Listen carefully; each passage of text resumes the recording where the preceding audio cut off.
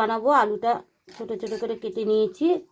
এখন আলু ধুয়ে নিয়েছি, ধোয়া হয়ে গেছে। কড়াইতে তেল গরম হয়ে গেছে, এখন আলুটা দিয়ে দিচ্ছি। সামান্য একটু লবণ দিয়ে দিচ্ছি, একটু হলুদের গুঁড়ো দিয়ে দিচ্ছি।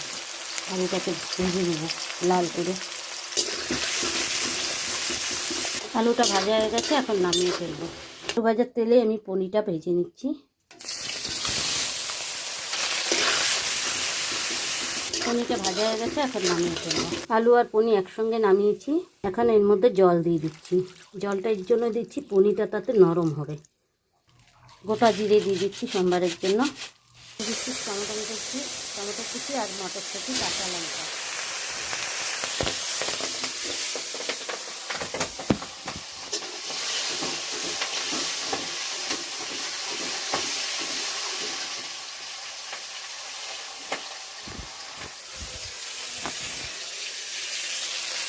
স্বাদ মতন লবণ, সামান্য একটু জল দিয়ে দিচ্ছি। হলুদের গুঁড়ো, জিরের গুঁড়ো, লঙ্কার গুঁড়ো, আদা পেস্ট সঙ্গে ভালো করে মিশিয়ে দিচ্ছি।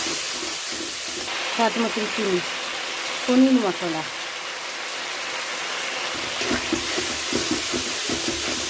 এখন দিয়ে দিচ্ছি দুধ।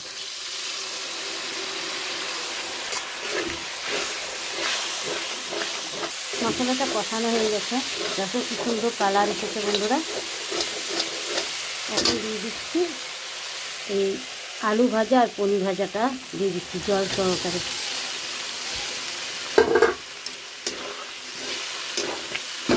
আর একটু জল দিয়ে দিচ্ছি।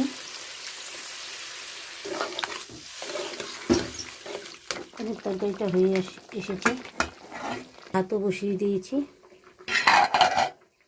রান্না করতে করতে গ্যাস শেষ হয়ে গেছিলো, আবার গ্যাস লাগানো হলো আর একটা সিলিন্ডার। এখন দিয়ে দিচ্ছি টমেটো কুচি। এখন নামিয়ে ফেলবো, যেহেতু আজকে লোক বেশি তাই একটু লাগবে, বেশি টানালে আর পাওয়া যাবে না কারোর পাতেই। তা মা লক্ষ্মী কিচেনের হোম ডেলিভারি রেসিপি কেমন লাগে অবশ্যই কমেন্টে জানাবে।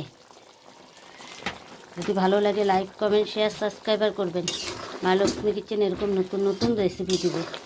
এখন আমি একটু গরম মশলার গুঁড়ো দিয়ে দিলাম। ভিডিওটি ভালো লাগলে লাইক কমেন্ট শেয়ার সাবস্ক্রাইবার করবেন, আর ফলো করতে কিন্তু ভুলবেন না। নমস্কার বন্ধুরা, শুভ দুপুর।